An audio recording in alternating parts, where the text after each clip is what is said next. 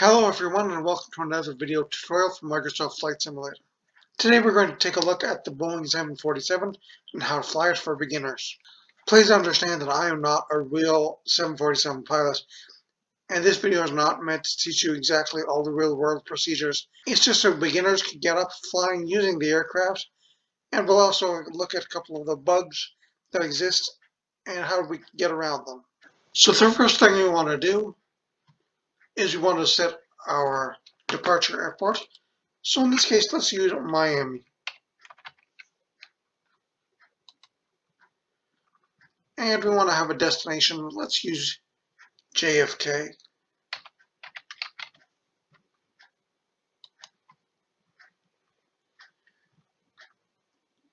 So the default is to give you a straight line if you're flying there direct. Well, using an airliner, you're never going to fly somewhere like that direct.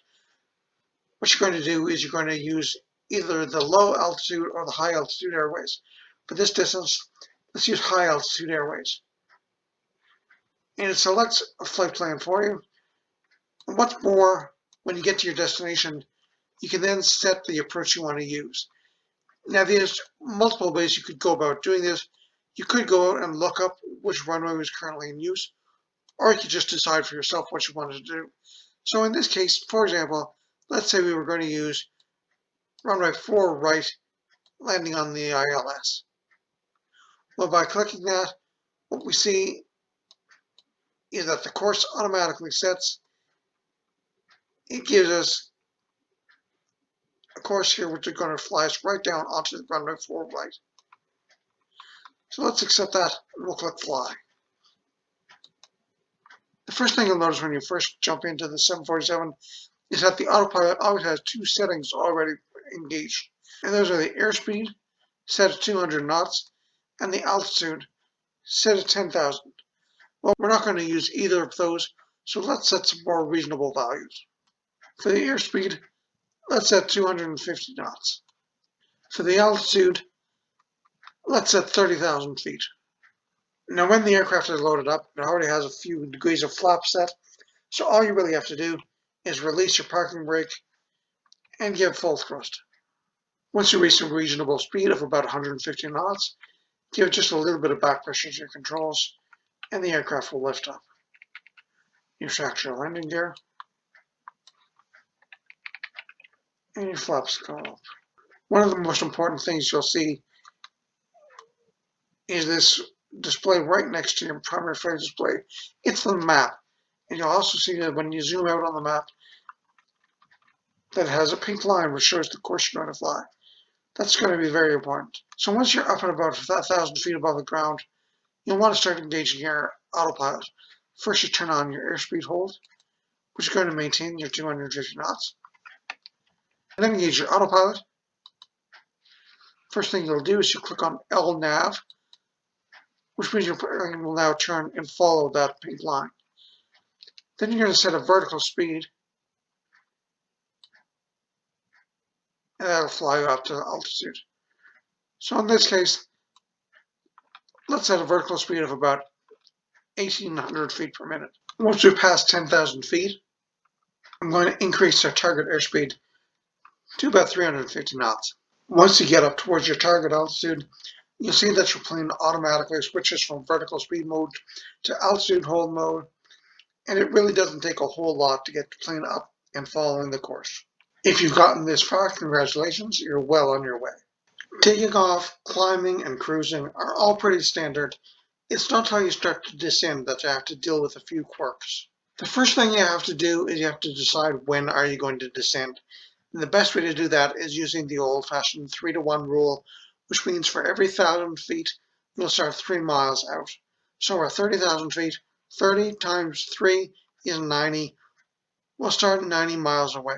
So in the 747, the first thing you'll do is you'll go to your airspeed hold, and you'll see that it has automatically switched over to Mach.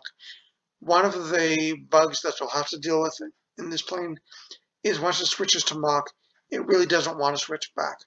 So the first thing you'll do, you'll click on it here, and you'll bring it all the way down to Mach 4.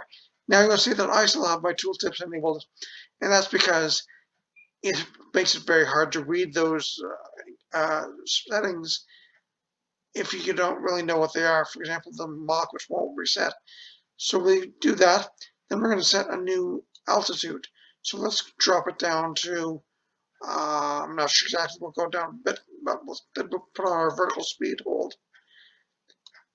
And we'll set a descent rate of about, again, we'll use 1,800 feet. And then we'll target a better rate so we know exactly where we're going to go to. And we'll descend all the way down to, since we're going to New York, which is pretty much right at sea level, we'll go all the way down to 1,500 feet. Now, a good target airspeed to set for landing is about 180 knots. One of the quirks that exists with this plane, again, is because the Mach doesn't go back and reset to knots, the speed will sometimes want to jump back to the Mach setting, and back to Mach 4, which is about 250, 260 knots. So if you see that happens, what you'll have to do is you just have to go back to your airspeed and again, roll it back to about 180. So once you're on final, you'll be able to see the glide slope indicator right here above you. Remember, you always want to capture the glide slope from below. You don't want to be chasing it from on top. So once you can see it, you can go over here on your control panel and click on the approach mode. So it'll no longer be flying the course, but instead just flying that approach in. And then you can start setting up your flaps. If you've done everything right, then your glide slope indicator will be intercepted. You'll see your altitude hold mode turns off. You switch on to approach mode, and you'll begin descending down to final. So here you are. If you made it this far, your last few miles before touchdown, you want to check to make sure your landing gear is down. You want to check to make sure your flaps are set. And if everything is good to go, then you'll be ready. You turn your airspeed hold and your auto throttle off. And then finally, when you're just above the runway, turn your autopilot off as well. Set your throttle to idle and pull back slightly on the controls just so that the plane holds a little bit over the runway.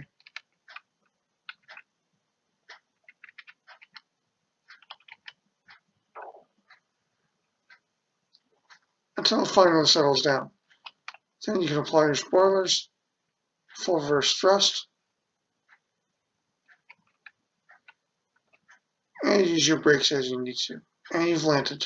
So there's a very simple guide for using the 747 from Microsoft Flight Simulator. I hope you were able to get something out of it. And if you enjoyed this video, please leave me some comments below so I know what you're thinking. Also, because I plan to do more videos like this for lots of flight simulator aircraft, maybe you can consider subscribing to the channel. Thanks very much.